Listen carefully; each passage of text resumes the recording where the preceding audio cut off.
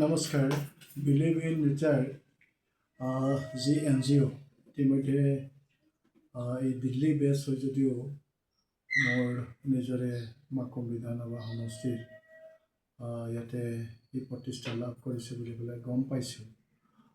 কথা হ'ল আজি NGO থ্ৰুৰেদি বহুবিলাক সামাজিক কাম কাজ কৰা হৈছে আৰু তাতে যথেষ্ট সফলতাও অৰ্জন কৰা দেখা গৈছে।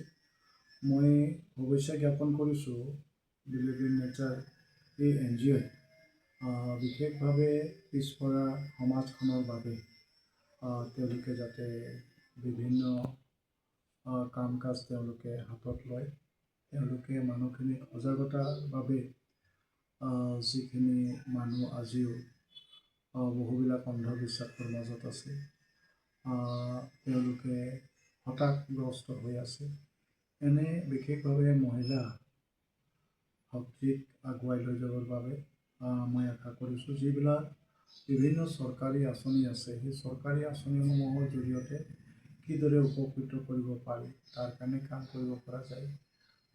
যিবিলাক মহিলা বিশেষভাৱে স্বাস্থ্যৰ ক্ষেত্ৰত সজাগ নহয়, যিবিলাক গৰ্ভৱতী মহিলা আছে, তেওঁলোকে নিজৰ গৰ্ভাৱস্থাত নিজৰ কেনেধৰণৰ যত্ন ল'ব লাগে সেইবিলাকৰ ক্ষেত্ৰত সজাগ নহয়, বা নিজৰ জন্ম হোৱা সন্তানটোক কিদৰে লালন পালন কৰিব লাগে বহু মহিলাই বহু কথা নাজানে। গতিকে এই কথাখিনি তেওঁলোকক সজাগতা আনিবৰ কাৰণে NGOসমূহে বহুত কাম কাজ কৰিব পাৰে। আৰু বিশেষভাৱে অসমত এটা ডাঙৰ পৰিৱৰ্তন আহিছে মহিলাসকলৰ মাজত, যে আজিৰ তাৰিখত আত্মসহায়ক গোটৰ জৰিয়তে বিভিন্ন আঁচনিৰ জৰিয়তে মহিলাসকলক পুৰুষৰ দৰে সমানে আগুৱাই লৈ যাবৰ বাবে আজি যথেষ্ট কাম হৈছে। এখন অসমত আজি হাজাৰ হাজাৰ মহিলাই আজি কেৱল পাকঘৰতে ব্যস্ত নাথাকি তেওঁলোকে আজি পুৰুষৰ সমানে কাম কৰিবৰ কাৰণে ওলাই আহিছে। গতিকে আজিও বহু মহিলা আছে যিসকলে NGOৰ লগত জড়িত হোৱা নাই বা NGOৰ বিষয়টোৰ বিষয়ে তেওঁলোকে বুজা নাই।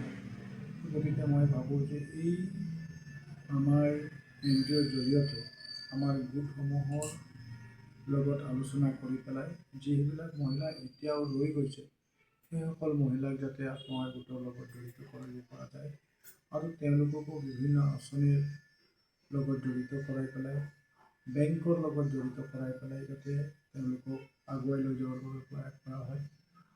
লগতে আজিৰ তাৰিখত বিভিন্ন ব্যৱসায়ৰ লগত জড়িত হৈ মহিলাসকল আগবাঢ়িছে, এগ্ৰিকালচাৰৰ লগত জড়িত হৈ পেলাই আগবাঢ়িছে, আৰু চৰকাৰো এনে বিষয়বিলাকৰ ওপৰত যথেষ্ট আঁচনি প্ৰস্তুত কৰি পেলাই আগবঢ়াই দিছে।